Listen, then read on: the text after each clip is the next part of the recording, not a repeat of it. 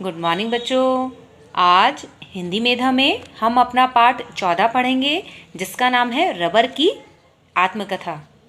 तो यह पाठ हमारे सामने एक जानकारी के रूप में आया है, जिसमें हम रबर के बारे में जानेंगे।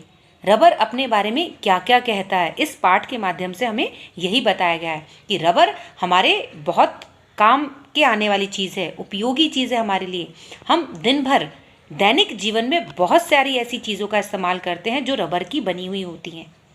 तो चलिए जाने हम इस पाठ के माध्यम से कि हम रबर की किन किन बनी वस्तुओं का प्रयोग करते हैं दिन भर में, और रबर कहाँ से मिलती है, कहाँ से ये प्राप्त की जाती है और कैसे ये प्रयोग में लाई जाती है। तो चलिए शुरू करते हैं अपना पाठ, रबर की आत्मकथा।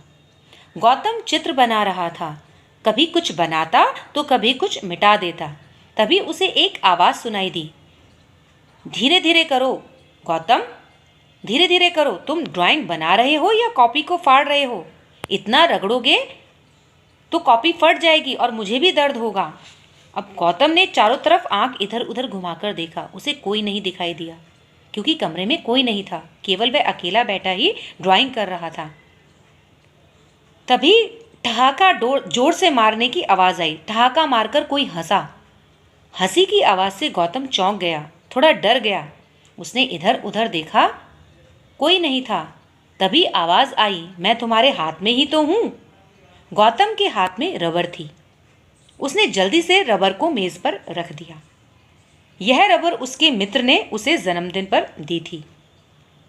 वह रबर मानव की आकृति की बनी थी। आकृति मतलब शेप, बनावट। यह जो रबर उसके हाथ में थी, यह उसके मित्र ने उसे जन्मदिन पर गिफ्ट दी थी, उपहार के स्वरूप दी थी। और यह रबर मानव की शेप की बनी हुई थी, मानव आकृति की बनी हुई थी। बहुत सुंदर। गौतम को यह उपहार सबसे अच्छा लगा था। अब उसने देखा यह रबर तो बोलती भी है, यह तो मेरे बड़े काम की चीज़ है। तो गौतम बोला, अरे दोस्त, तुम तो बोलते भी हो। हाँ, मैं तुम्हारी दोस्त हूँ, रबर ने कहा।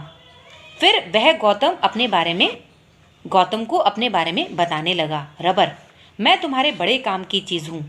जब भी तुम किसी शब्द को अशुद्ध लिख देते हो, अशुद्ध अर्थात गलत लिख देते हो, तो तुम तुरंत मुझसे मिटाकर अर्थात रबर से मिटाकर शुद्ध कर लेते हो।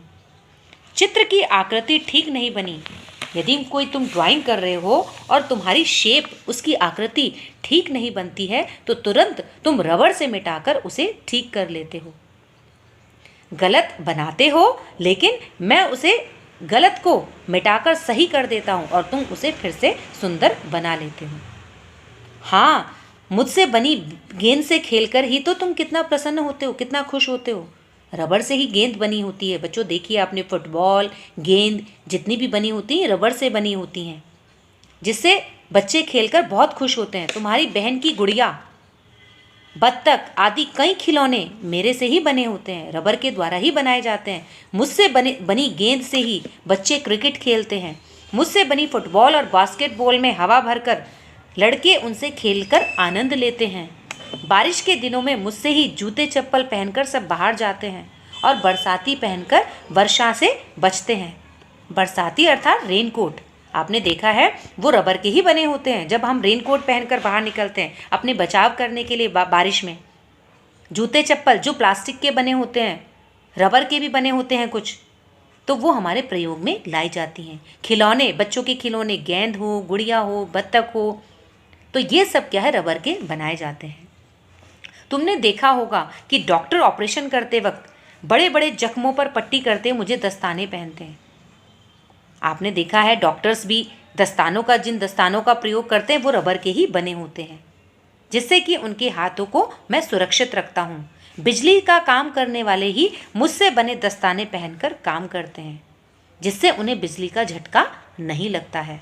साइकिल, स्कूटर, कार, बस, ट्रक, सबके पहिए, टायर और ट्यूब भी तुमने देखा होगा रबर से ही बनाए जाते हैं, मेरे द्वारा ही बनाए जाते हैं।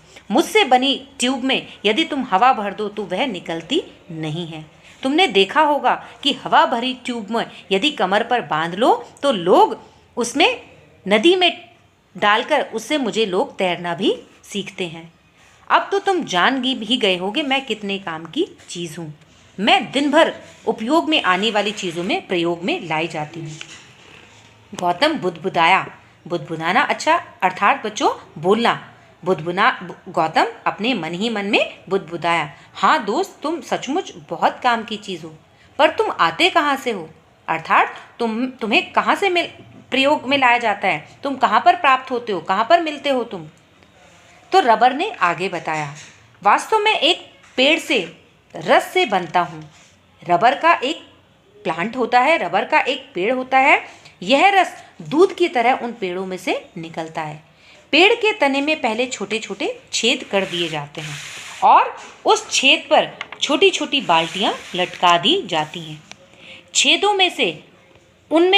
छेदों में से थोड़ा थोड़ा दूध जैसा पदार्थ निकलता है। पदार्थ अर्थात दूध जैसी चीज़ निकलती है। अब इन बाल्टियों में इन्हें इकट्ठा कर लिया जाता है। इस दूध को बाल्टियों में इकट्ठा कर लिया जाता है। एक पेड़ में लगभग 3 लीटर के लगभग दूध निकल जाता है। एक बाल्टी में लगभग 3 लीटर के बराबर दूध निकल जाता है। इस दूध को पानी में डालकर उबाला जाता है, फिर मशीनों के द्वारा सुखाया जाता है और कारखानों के द्वारा चादर के रूप बनाकर चादर के फोम में लाकर मुझे सुखा दिया जाता है और मेरे द्वारा फिर अलग अलग चादरों से रबर का अलग अलग प्रकार का सामान बनाया जाता है। कुछ से खिलौने बनाए जाते हैं, कुछ से ट्यूब बनाई जाती हैं, कुछ से गेंद बनाई जाती है और कुछ से चप्पल बनाई जाती है और अलग अलग प्रकार के मैं फिर मार्केट में भेज दिया जाता हूँ। गौतम ने रबर को हाथ में उठा लिया और उसे इधर उधर घुमाया और कुछ देर सोचता रहा वह और मुस्कुराकर बोला, रबर महाराज, तुम तो बहुत काम की चीज़ हो, तुम तो बहुत उपयोग में आने वाली चीज़ हो, तुम तो दैनिक जीवन में हमारे बहुत ही महत्वपूर्ण भूमिका निभाती हो, पर तुम मिलती कहाँ पर हो? कहाँ पर पाई जाती हो? तुमने अपना पता तो बताया ही नहीं। तो रबर ने ठहाका लगाया। रबर जोर से हंसी और फिर बोली, हा हा हा, मैं दक्षिण भारतीय प्रदेशों में पाई जाती हूँ। मेरे पेड़ अधिकतर दक्षिण भारत, असम, त्रिपुरा आदि राज्यों में पाए जाते हैं। जब तुम दक्षिण भारत आओ तो ज़रूर मेरे पेड़ों को भी तुम ध्यान से देखना। मेरे अंदर से दूध निकलता है जिससे तुम्हारी ये रबड़ भी बनी है, तो जो तुम्हारे बहुत काम की चीज़ है। तो इस पाठ में यही संदेश देना चाहता है कि हमें पेड़ों को लगाना चाहिए, हमें दूसरों को कष्ट नहीं पहुंचाना चाहिए और रबर हमारे लिए बहुत ही उपयोगी चीज़ है, हमारी दैनिक जीवन में बहुत ही महत्वपूर्ण भूमिका निभाती है। थैंक यू बच्चों।